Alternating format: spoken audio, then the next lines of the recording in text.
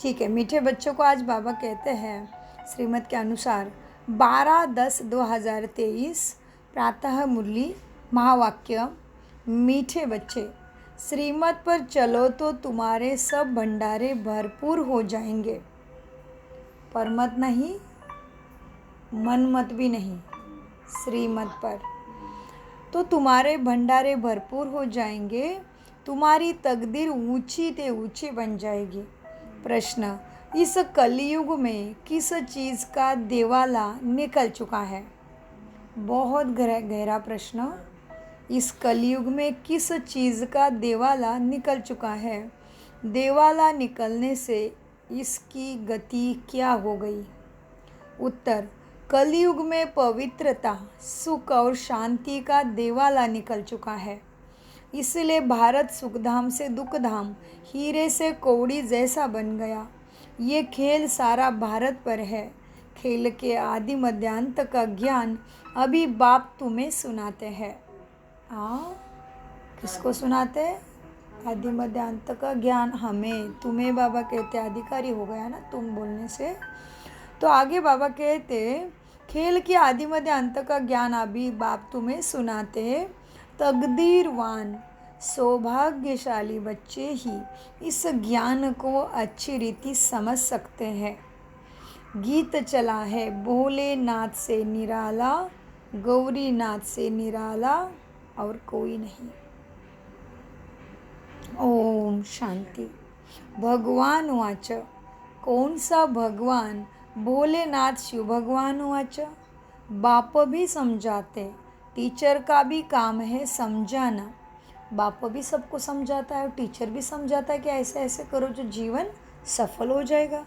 इसलिए बाबा कहते बाप भी समझाते, टीचर का भी काम है समझाना, सद्गुरु का भी काम होता है समझाना। बना कर दूंगा नहीं, समझाऊंगा कि ऐसे ऐसे भाग्य बनेगा। तो बाप टीचर सद्गुरु का भी काम है समझाना। बाबा कहते देखो, शिव बाबा को ही सत्य बाबा भोलेनाथ कहा जाता है।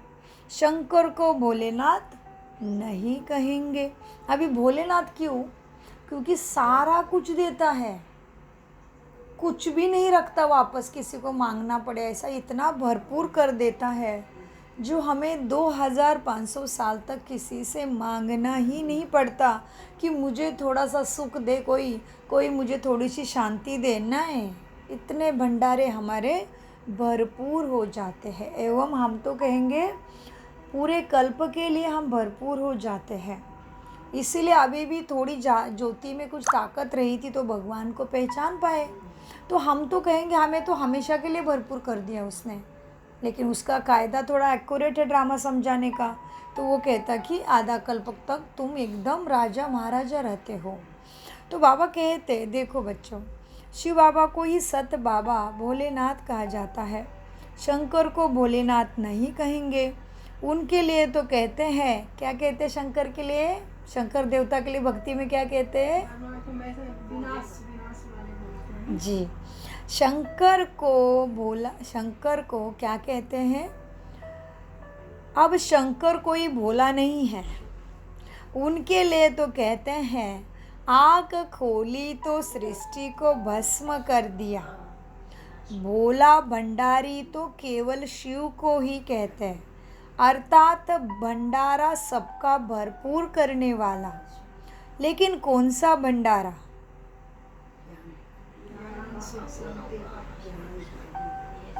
जी, धन दौलत सुख शांति का भंडारा।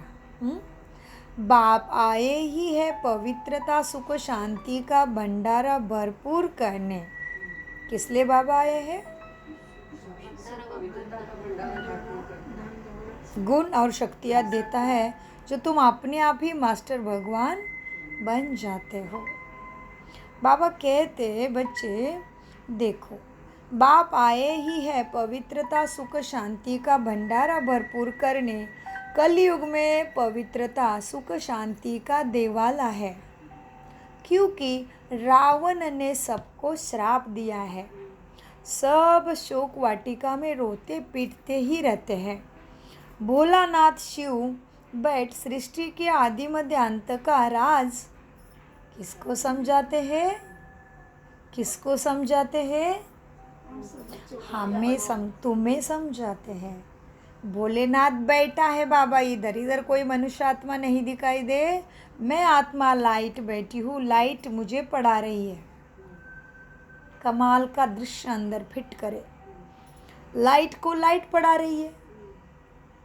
बाबा कहते भोलेनाथ शिव बैठ सृष्टि के आदि मध्य अंत का राज समझाते हैं, अर्थात तुम बच्चों को त्रिकालदर्शी बनाते हैं।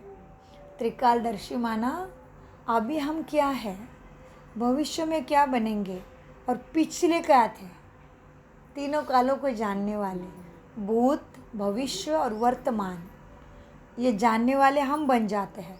मनुष्य को नहीं पता, मनुष्य कुछ भी देखेंगे दुनिया में तो कहेंगे पता नहीं क्या होने वाला है, पता नहीं करता, उनका पत्ता ही यमराज काट देता है और ये नीचे है तब तक रावण काट के रखता है।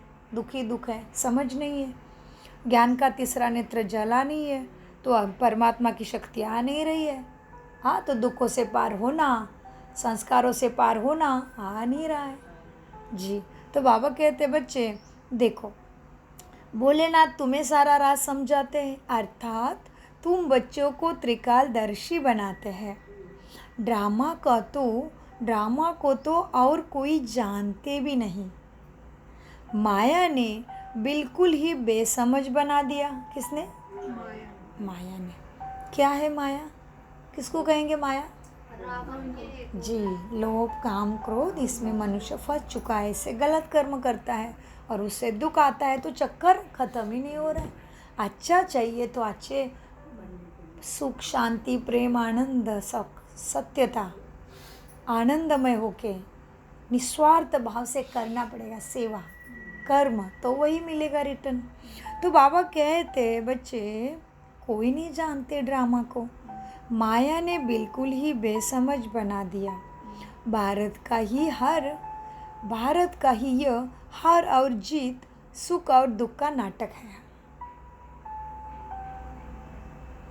भारत का ही यह हार जीत, सुख दुख का नाटक है, क्योंकि सुख की दुनिया, सुख का सूरज भारत भूमि पे उगता है और वहाँ से ही फिर दुख ज़्यादा हो जाता है। भारत को पहले ज़्यादा दुख मिलता है, तभी हम जल्दी जग जाते हैं, क्योंकि जहाँ पीड़ा है, जहाँ मुसीबत है, वह भगवान का नाम है। जहाँ सुख ही सुख है, सब कुछ है, उधर भगवान का नाम नहीं है, और ही विकारों में जाएंगे और ही न प्राप्ति वाले कर्म करेंगे, जिससे कुछ होगा नहीं, केवल एंजॉयमेंट। तो इसका राज बहुत गहरा समझना है। भारत का ही यह हार जीत, दुख सुख का नाटक है। भारत हीरे जैसा सॉल्वेंट था, अब कवड़ी जैसा इनसॉल्वेंट बन गया। भारत सुखधाम था, अब दुखधाम है। भारत हेवन था, अब हेल है। हेल माना नरक, हेवन माना स्वर्ग, सतयुग, सुख की दुनिया। हाँ, तो भारत हीरे जैसा